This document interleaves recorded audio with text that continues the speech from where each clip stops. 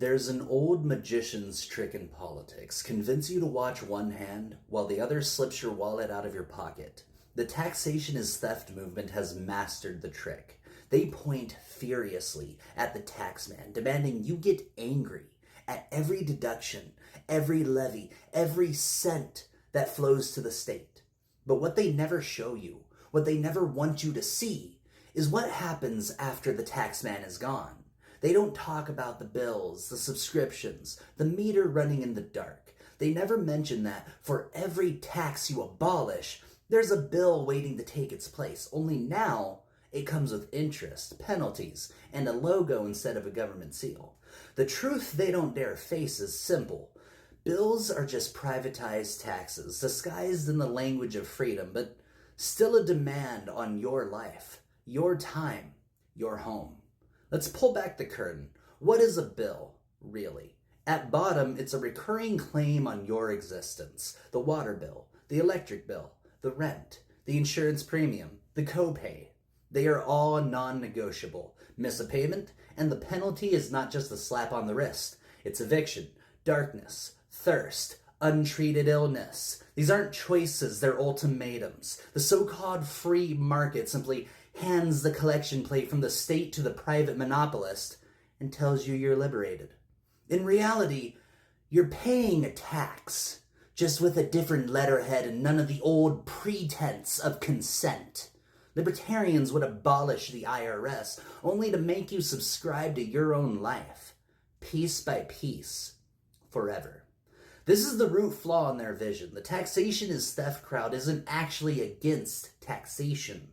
They're against the taxes that fund society. They're perfectly fine with the endless stream of bills that fund the fortunes of landlords, energy barons, insurance companies, and private equity conglomerates. Strip away the slogans, and what they're really demanding is not an end to extraction, but a change in who collects the tribute. They want to transform a public obligation, however flawed, into 1,000 private debts, all owed to those who had the luck or the power to capture the bottlenecks of survival. They sell it as freedom, your right to choose which master to serve, which service to beg for, which subscription to renew, so you aren't shut out of the basics of your life. But ask yourself, how many bills in your mailbox are optional? Does the market ask for your consent when your heat is cut in January? When your medicine is denied? When your landlord raises the rent by 1/3 and dares you to find somewhere else? This is not liberty. This is extraction without even the ghost of representation. A feudalism of the invoice. Now, look at what happens when society is structured this way. The poor pay more. The precarious are squeezed until they break, and all those privatized taxes, the bills, flow upward, accumulating as wealth for the very few who own the pipes, the wires, the software, the land, instead of a collective contribution that funds schools, roads, hospitals, and clean water for all. The money is funneled upward, siphoned out of every household to fuel speculation, rent-seeking, and corporate empires. The libertarian dream is not the abolition of taxation. It is the complete privatization of it. A world where every right becomes a subscription, and every necessity a new bill. The true Enlightenment answer does not play this shell game. It recognizes the core truth. A just society is not one where the many are bled dry by the few, no matter how clever the branding.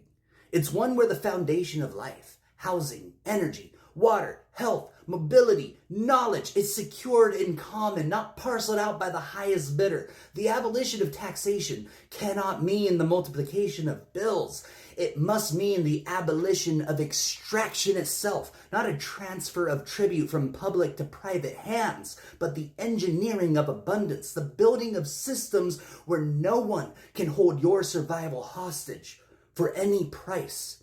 The vision is not difficult to grasp. Imagine a world where your home is yours, outright, insulated from the landlord and the tax assessor, where energy flows from local distributed renewables, owned by communities too cheap and abundant to meter, where the grocery store has been replaced by local food production available to all, where hospitals are funded by the abundance that automation and science have delivered, not by the sick and desperate scraping for coverage. In this world, the bill vanishes not because someone else pays it, but because the underlying resource is free, abundant, and unmonopolizable.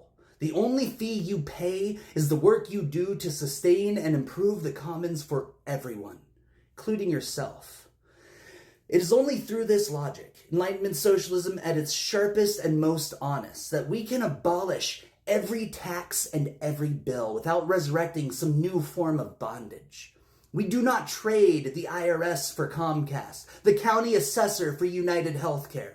We do not replace a tax with a bill. We replace extraction with sufficiency. We build society so the basics are never in doubt, never up for auction, never leveraged for profit. The taxation is theft slogan, in the mouth of a libertarian, is a confidence trick. They will end your taxes and hand you a bill. End the public and enthrone the private. End the dollar to the state and demand 100 to the few. But the real abolition, the only honest abolition, is the one that ends extraction at its root, by building abundance into the foundation of life itself. By the late 2030s and early 2040s, this is within reach.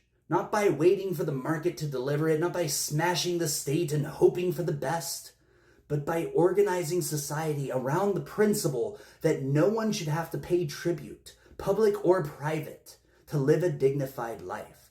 That is the Enlightenment promise. That is the real revolution.